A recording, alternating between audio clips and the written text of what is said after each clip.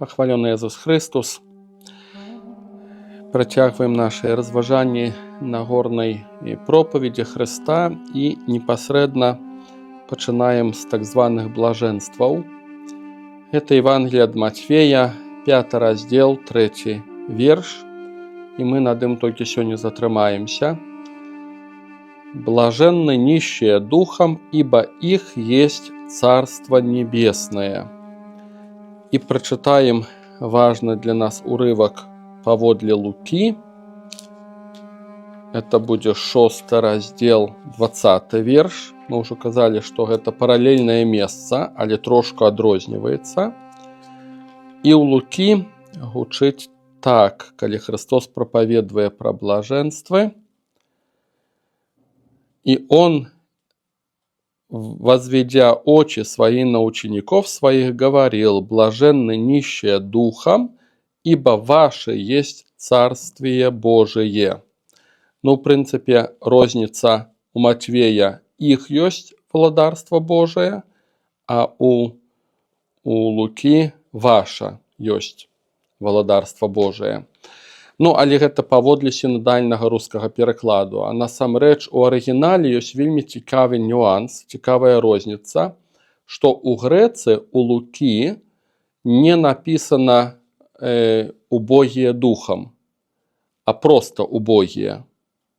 Я правяраў спецыяльна гэты тэкст арыгінальны з грэкай, праверыў па польскім перакладзе, там не ўжываецца «духом». Вось гэтае слово «духом» дададзенае толькі ў славянскім перакладзе. Атрымоўваецца, што у Матвея «блаженны нищие духом, ибо их есть Царство Небесное», а у Луки «блаженные нищие, ибо ваше есть Царство Небесное». Хто з іх аказаўся больш верны? З аднаго боку, мне ў свой час здавалася, што Матвей. Таму што, гэта нейкая глыбіня такая. Убогія духам, тут нейкая сімволіка, тут нейкая духоўная тэма пачынаецца. Здавалася, што проста калі браць версію Лукі, шчаслівыя убогія, то гэта неяк даволі і сурова, і што там за шчасце у беднасці ў людской. Што там за шчасце вось у жыцці бяздомных людзей, у чым там увогуле шчасце. І мне падавалася на першы пункт погляду, што Матвей аказаўся больш верны, але акунаючыся ў гэтую тэму, я зразумеў, што магчыма Лука. Не хачу іх супрацьстаўляць, Матвея і Лукі, але зразумеў, што версія Лукі магчыма больш нават верная. Чаму? Таму што для габрэяў убогасць матэрыяльная то ўвогуле катастрофа была. Это не новая тэма, магчыма, многія з вас ужо это і ведалі, і чулі, што для габрэяў многія з іх не верылі ў тое, што і жыццё пасля смерці. Фарысеі, з которымі Христос найбольш дыскутуе, которые для яго найбольш праблемныя, яны, на дзіва, самыя прагрэсіўныя былі ў габрэйскім грамадстве. Адны з самых прагрэсіўных.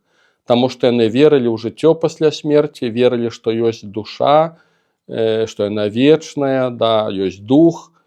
Многія ў гэта не верылі. А што за гэтым ідзе? Як піша апостол Павел: «Калі мы толькі ў гэтым жыцці спадзяёмся на Хрыста, то мы самыя няшчасныя з усіх людзей». Ёсць такія словы у апостола Паўла. І габрэі часта толькі ў гэтым жыцці на Бога і спадзяваліся. «Ты, Бог, павінен рашыць мае праблемы, а я за гэта буду табе верны і буду табе пакланяцца. А калі ты, Бог, мае праблемы не рашаеш, то які мне сэнс табе пакланяцца? Які мне сэнс захоўваць усе гэтыя запаведзі, калі у мяне ў жыцці ў гэтым нічога не склалася?»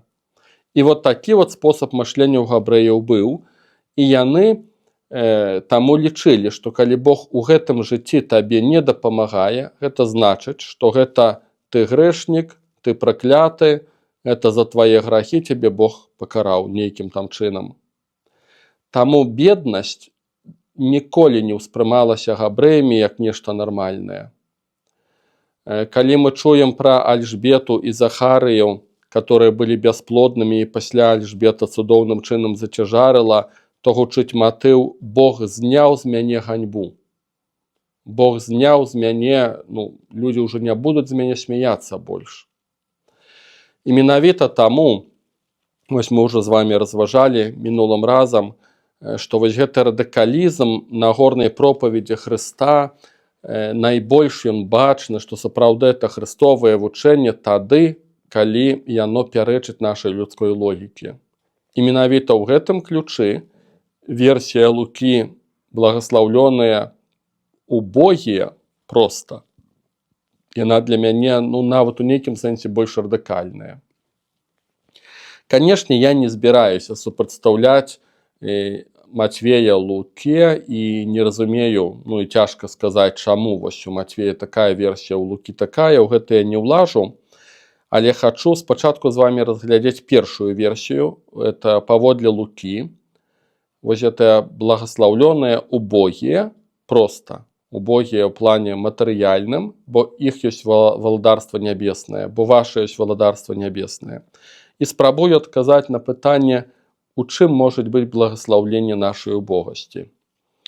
Па-першае, адразу пачнём, што беднасць да нейкіх добрых рэчаў ніколі не даводзіла.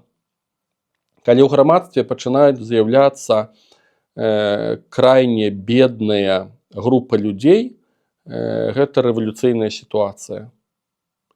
Вось гэтыя людзі, даведзеныя да адчаю і да галечы, раней ці пазней могуць узяцца за зброю. І гэта было ў часы кастрычніцкай рэвалюцыі ў Расіі, гэта было ў часы французскай рэвалюцыі. Людзям, которым няма чаго губляць, яны здольныя на злачынствы, здольныя грабіць, яны здольныя на радыкальныя нейкія змены. І часта злачынства таксама ёсць там, дзе ёсць бедныя слаі насельніцтва. Людзі пачынаюць грабіць, людзі пачынаюць разбоі чыніць і так далей. Таму спрабую хаця б у некалькіх пунктах назваць то, што я сабе накапаў, якія ёсць нейкія плюсы у беднасці матэрыяльнай. Першы плюс, который мне намаляваўся, гэта тое, што мы тады цэнім малое. Мне ўжо не адзін раз, не то, што я як старец, такі як дзед ужо разважаю сваё дзяцінства, але ўсё-такі яно было нейкім там чынам і савецкае, і гэта такая, савецкая беднасць, і гэта пустыя прылаўкі, і гэта невялікія грошы, і гэта дэфіцыты тавараў, і сапраўды я не адзін раз успамінаю, як я цаніў самае малое. Самыя падарункі, которые прынасілі, самыя, здавалася б, простыя. Не ведаю, там ты яшчэ хлопец і прывязлі машыну пяска, і ты ў ёй можаш капацца. І табе дастаткова нейкіх 2 палак, которых трэба збіць, звязаць, і ці нейкі ножык, каб ім у двары гуляцца. І многа не надо, просто собираемся, і з таго, што ёсць, мы здольныя радавацца. Дзеці, которые усяго маюць удосталь, которые бацькі ім усяго купляюць, найлепшае і грошы аддаюць, часта нават не здольныя радавацца, вельмі часта. І вось гэта першы, што мне так прыходзіць, такое плюсы беднасці. Я гэтыя плюсы, такія парадаксальныя, бачыў, калі хадзіў у калонію, я бачу, як сапраўды людзі, которые сядзяць у калоніі, у турме, як радуюцца самым простым рэчам. Радуюцца нейкаму пячэнню, которое з'явілася, гарбату, которую заварылі, самому факту, што я прыйшоў у калонію. Я бачыў сапраўды зэкаў, з вялікімі сракамі, і я бачыў, што яны не дураць. Што яна сапраўды радуецца таму, што я там з'явіўся, што я раз на тыдзень там паяўляюся.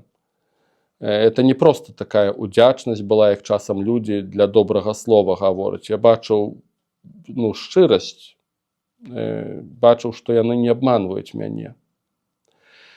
І вось гэтую радасць дае ну, нейкае там матэрыяльнае наше такое, ну, абмежаванне. Другая рыса, да, плюсы. Што дае, у чым благаслаўленне, так званыя нішчыты. Бедны разумее патрэбы беднага. Невыпадкова прымаўка кажа: багаты беднаму не таварыш. Вельмі часта людзі зажытачныя, яны не разумеюць патрэбаў людзей бедных, не разумеюць іхнага голаду. І я, на жаль, ну, это трэба сцвердзіць, я гадамі назіраю і бачу, што часта святары не здольныя зразумець патрэбы простых людзей. Не разумеюць іхных бедаў, як это ёсць жыць, калі табе не хапае грошай на што, на лекі, калі ты думаеш пра дзяцей, як пагасіць крэдыты, калі ты жывеш там у неблагапалучнай сям'і. І святары часта гэтага не разумеюць, і таму людзі пакутуюць ад маралізатарства. Таму што часта чуюць нормы, як яно павінна быць, а святар нават не ўмее у сітуацыю ўвайсці і адчуць трагедыю людскую. І это не асуджэнне святарам, нехта можуць убачыць, нехта не, але між іншым думаю, што таму, што святары жывуць усё-такі, як правіла, па-над стан. Як правіла, трошку лепей, чым звычайныя людзі, у плане матэрыяльным. І думаю, што гэта таксама даволі ўплывае. Да, даволі ўплывае. І гэтыя матывы, што бедны здольны зразумець беднага, я, канешне, бачыў шмат у творах Гюго. Вельмі таленавіта Гюго гэта паказвае. Гэтыя матывы, што людзі, которые былі ў бядзе, яны не толькі здольныя зразумець іншых, которые ў бядзе, але таксама здольныя ім памагчы. Вось гэтая лінія, яна праходзіць так даволі моцна ў творах Гюго. Знакаміты Жан Вальжан у творы «Отвержаныя», калі яму дапамог епіскап і падараваў яму срэбныя падсвечнікі, ён іх носіць усё жыццё у памяць аб тым, што так яго памілавалі. І ён здольны тады памагчы іншым людзям. Вось гэты матыў, канешне, вельмі моцны. Чарговая рыса, у чым благаслаўленне проста матэрыяльнай гэтай беднасці можа быць. Гэта тое, што бедны чалавек, который сам па сабе не ў стане рашыць сваю праблему, ён шукае помачы недзе там. І вось так недзе збоку. І это такі бедны чалавек, ён адкрываецца на іншых людзей і адкрываецца таксама на прадбачанне Божае. Інакш кажучы, адзін з самых праблемных грахоў, з которымі мы сустракаемся, это грэх самадастатковасці. Да гэтага граху спакушае Адама і Еву д'ябал. І ён кажа: вы будзеце як Бог ведаць дабро і зло, вы самі ўсё рашыце. І сапраўды грэх самадастатковасці, калі нам усё хочацца трымаць у сваіх руках, ён спадарожнічае многім з нас, многім веруючым. Дык вось часта бедны чалавек, ён не мае гэтай самадастатковасці. Ён не можа разлічваць толькі на сябе, таму што ён гібее, ён павінен шукаць помачы ў іншых і ў Бога. Гэта чарговая нейкая рыса, такая пазітыўная, скажам так, гэтай беднасці. Цікава, мой любімы Эміліян Тардыф, апісваючы свае паслугі харызматычныя, як ён ездзіў па свеце, маліўся за хворых, і Бог чыніў цуды, і чытаў ягонае інтэрв'ю, калі аднойчы журналіст у яго пытаецца, дзе вы найбольш, у якіх краінах ці кантынентах, на якіх кантынентах бачылі найбольш цудаў. І Тардыф сказаў: найменш у Еўропе. Найбольш Афрыка, Азія, Лацінская Амерыка. На пытанне, чаму у Еўропе, ён, канешне, кажа, што Еўропа гэта ўжо скептыкі. Яны не вераць, яны за навукай і так далей. Але адна з прычынаў, Еўропа гэта багаты кантынент. Ім не трэба цуды Божыя, у іх ёсць медыцына, грошы, шпіталі, крамы, Афрыка, Азія, Лацінская Амерыка намнога бяднейшыя ў гэтым плане, і яны не самадастатковыя. І нешта ў гэтым ёсць. І нешта ў гэтым ёсць. Таму я думаю, што Еўропе не толькі вот у логіцы, разважаючы логіку Эміліяна Тардыфа, не толькі ім не хапае такой вот веры, адкрытасці, да, это багатыя грамадствы. І часта добра спраўляюцца, у кавычках, добра спраўляюцца без Бога. Гэта чарговыя нейкія плюсы беднасці. Яшчэ адзін элемент. Назовем это так. Якія праблемы багатага грамадства? Гэта тое, што людзі губляюць пачуццё сэнсу. Чалавек бедны, у яго ёсць сэнс у тым, каб выжыць. Вельмі цікава Франкл піша пра свой досвед у концлагеры. Некалькі артыкулаў на гэтую тэму ягоных чытаў. Франкл кажа, у концлагеры не было праблемы з суіцыдамі. Таму што гэта нармальная рэч была, што людзі там не выжывалі. Задачай номер адзін было выжыць. І калі ў людзей знаходзілася мэта, дзеля чаго ім выжыць, то ў іх знаходзіліся гэтыя сілы. Дзеля сям'і, дзеля дзяцей, дзеля жонкі, дзяржавы, нейкіх вышэйшых мэтаў і так далей. Парадаксальна, але працэнт суіцыдальнасці ў концлагеры быў меншы, чым у звычайным грамадстве. З таго, што я чытаў у Франкла, псіхатэрапеўта і невролага вядомага. І параўнанні да лагернага жыцця Франкл піша, што ў Аўстрыі, дзе ён жыў, а пасля ў Амерыцы працэнт суіцыдальнасці вельмі вялікі. А гэта, перш за ўсё, высокаразвітыя багатыя грамадствы. Людзі пасля вайны вялікіх дэпрэсій не мелі. У іх задача была выжыць. У галечы, калі людзі жывуць, вялікіх дэпрэсій не маюць, бо задача выжыць. У багатым грамадстве дэпрэсія – гэта хвароба багатых грамадстваў. І шкала багацейства гэтага, зажытачнасць, яна, канешне, вялікая. Калі я кажу багатае грамадства, это не ўсе павінны быць такімі, як Амерыка ці Масква. Я думаю, што Беларусь адносна багатае грамадства. Патрэбы самыя неабходныя у нас ужо даўным-даўно забяспечаныя. Таму нам ужо ўсё часцей і часцей здараецца сустракацца з дэпрэсійнымі станамі. Можа, нехта з гэтымі поглядамі не згаджаецца, это і мае погляды, і недзе трошку чытаў. Дык вось, дэпрэсійныя станы і суіцыдальнасць, і пачуццё разгубленасці, людзі губляюць сэнс, нейкую тоеснасць сваю. Гэта характэрна часта для багатых грамадстваў. Людзі спадзяюцца на супермедыцыну сваю, на свае фінансы і ўпадаюць у паніку, калі раптам нешта не працуе. Гэта добра было назіраць, калі быў ковід. Як многія еўрапейскія грамадствы сапраўды панікавалі, таму што яны спадзяваліся на навуку, на гэтыя схемы, на грошы, і аказваецца, што тут раптам раз і ўся сістэма не працуе і не спраўляецца з той хваробай, которая з'явілася. Вот это характэрна для багатых грамадстваў.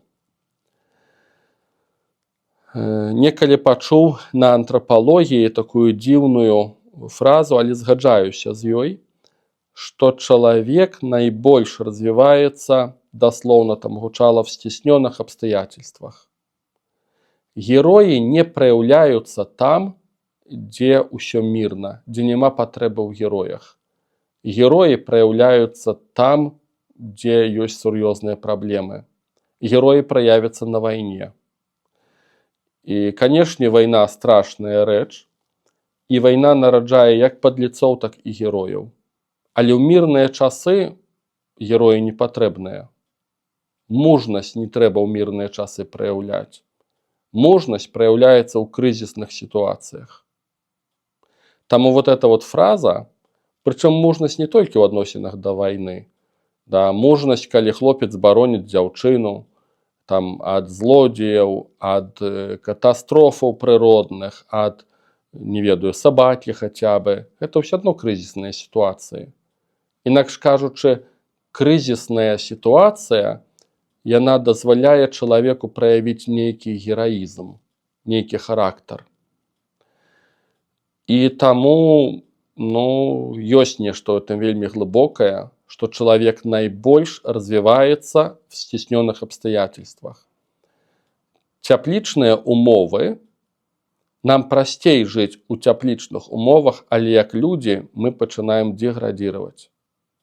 Калі мы забяспечаныя поўнасцю ўсім і ў нас усё ёсць, нам так прасцей, але мы перажываем тады дэградацыю і, напэўна, няма ніякага росту. Сказаў бы, нават больш у мінус тады ідём. Вось гэта рысы багатых грамадстваў. Да гэтай тэмы, такой непростай, парадаксальнай, насуперак нашаму мышленню, яшчэ б да гэтай тэмы, благаслаўлёныя убогія. Калі нам ні в якім убостве мы не знойдзем там ніякага сэнсу.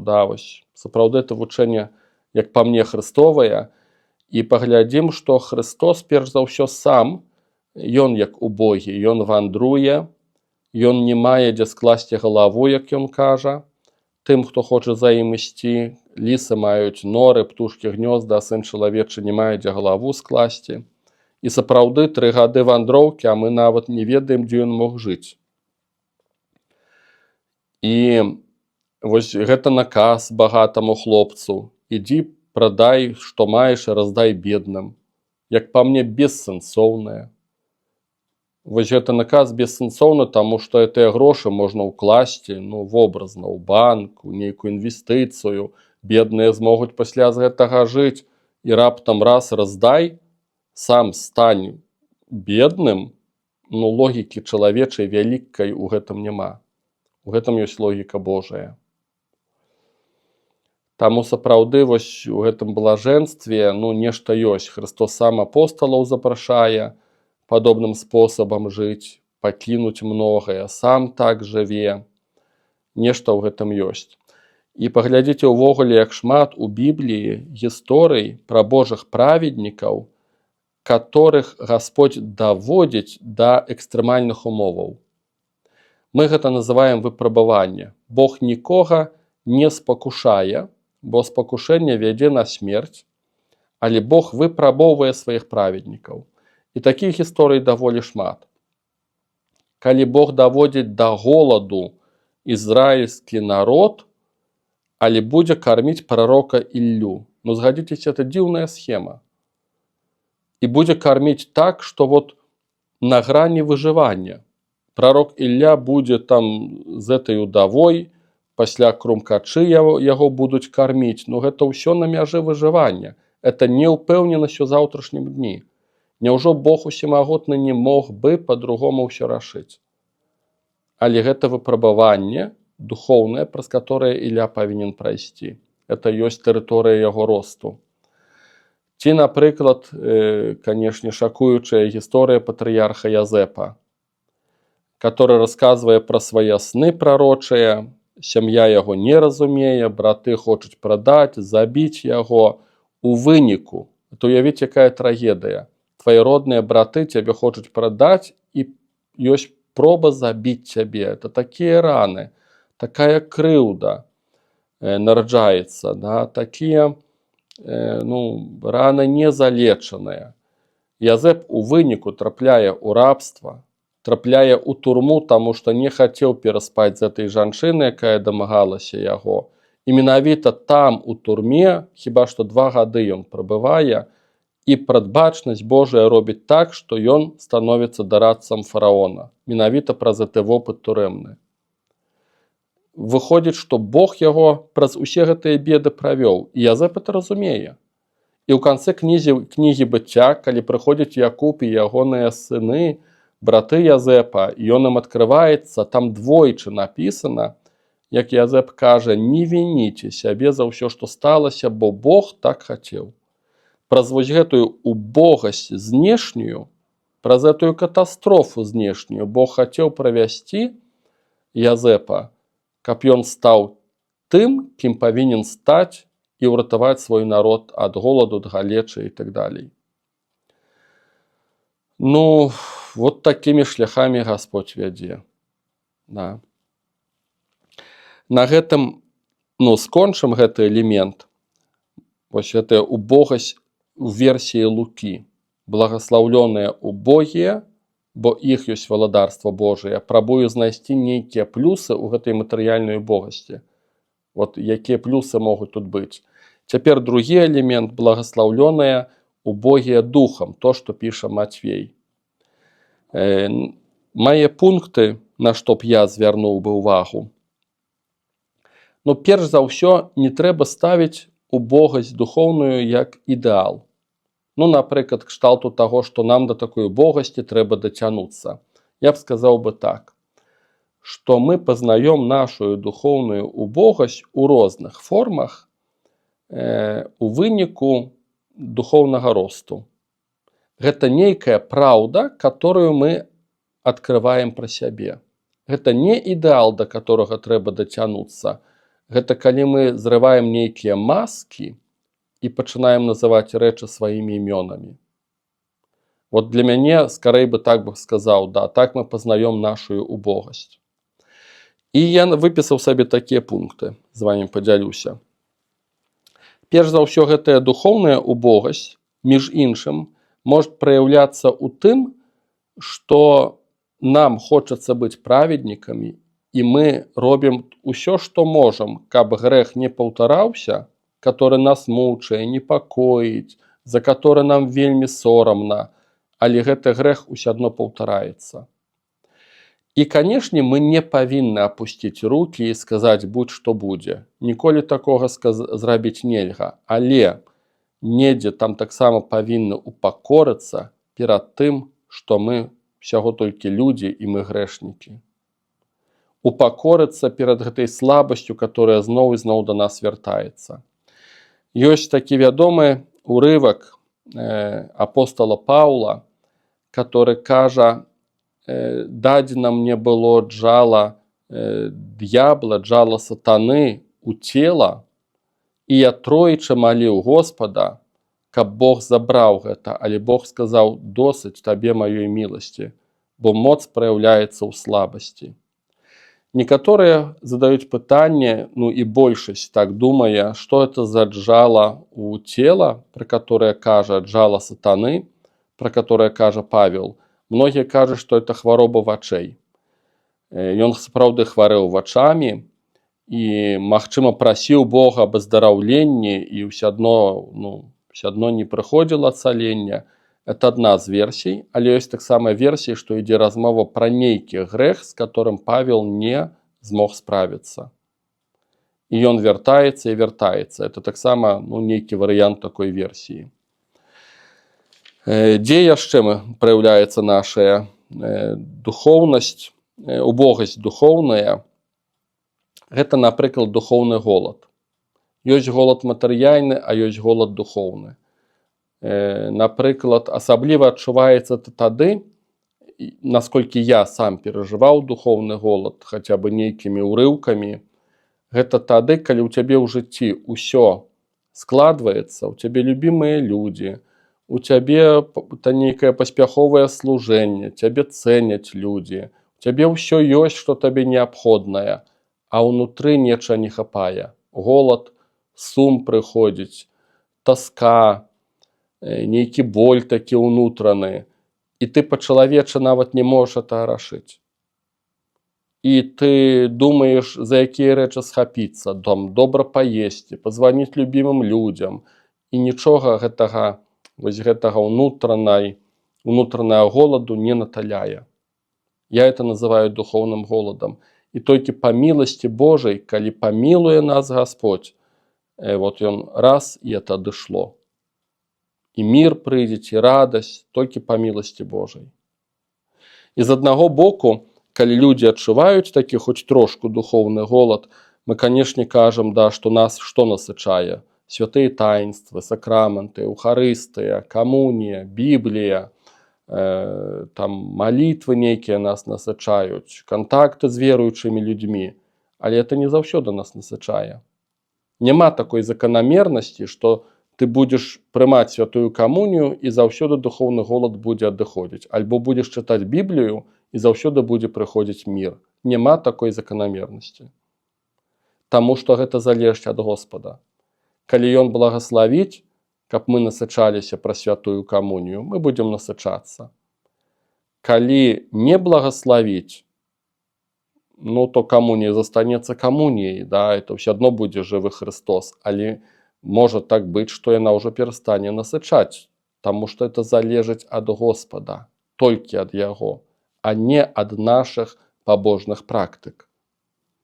І для мяне вот этот вот элемент духоўнага голаду, унутранага голаду, ён паказвае, што мы убогія, і толькі Господь нас можа насыціць, да. Што мы трэба прызнаць тую праўду, што мы убогія духоўна. Чарговы элемент, як па мне, гэта калі мы, пазнаючы Господа, даходзім да таго на самой справе, як мы мала ведаем. На пачатку, асабліва веруючыя, калі пазнаюць хрысціянства, трошку тэалогіі, пачынаюць чытаць кнігі, яны настолькі ўпэўненыя ў сваіх ведах, яны гатовы адказаць на любыя пытанні. Але калі ёсць хоць нейкі духоўны рост, хоць трошку, ты пачынаеш разумець з гадамі, што ўсё далёка не так проста. І тое, на што ты мог лёгка адказаць шмат гадоў назад, нават не задумваючыся, быў свята перакананы, што вот менавіта так ёсць. Праз годы ты ўжо далёка не такі ўпэўнены. Вось эта знакамітая фраза Сократа «Ведаю, што я нічога не ведаю», калі ёсць духоўны рост, развіццё духоўнае, то ты пачынаеш гэта разумець, што далёка не ўсё так проста. Вось это чарговы пункт. Так бы гэта сказаў, дзе я асабіста сваю такую духоўную нішчыту у нейкім сэнсе адкрываю. Мне сапраўды, падзялюся, раней, вот малады святар, першыя годы святарства, мне лёгка было людзям даваць парады. Вельмі лёгка, на ўсе выпадкі жыцця. І тады, калі ў людзей быў крызіс у сям'і, калі разводы пагражалі, калі з дзяцьмі не ведалі, як справіцца, выхаваць, калі трэба было за нешта памаліцца, за духоўнае аздараўленне, у мяне на ўсё былі рэцэпты і на ўсё былі адказы. Гэта ў першыя годы святарства. У маіх 20 гадоў святарства у мяне адказаў усё менш і менш. І думаю, што ў гэтым ёсць логіка, і логіка праўдзівая, Божая. Мы проста пачынаем станавіцца больш цвярозамі, да, і перад гэтым трэба ўпакорыцца, што мы многіх рэчаў насамрэч не ведаем. Это такое, то, што я ў сабе адкрываю, вось эту духоўную нішчыту. Чарговы элемент, мой асабісты зноў жа ж вопыт, гэта тое, што калі людзі просяць, напрыклад, мяне аб малітве, і я ўжо з гадамі зразумеў, што я не надта веру ў сілу сваёй малітвы. І я здзіўляюся таму, што робіць Бог. Калі раней на першых гадах святарства я, наадварот, верыў, што я памалюся, і там нейкія цуды зараз павінны дзеяцца, то зараз я настолькі спакойна на гэта гляджу, што то ўвогуле не ад мяне залежыць. І нават калі прапаведваю, першыя годы святарства мне здавалася, што я нешта ведаю, я дакажу, я пераканаю, у мяне так класна працуе логіка, я ўсё раскладу па паліцах, і людзі зразумеюць і памяняюцца. Пасля з гадамі ты разумееш, што слова тваё, маё слова, не здольнае мяняць людзей.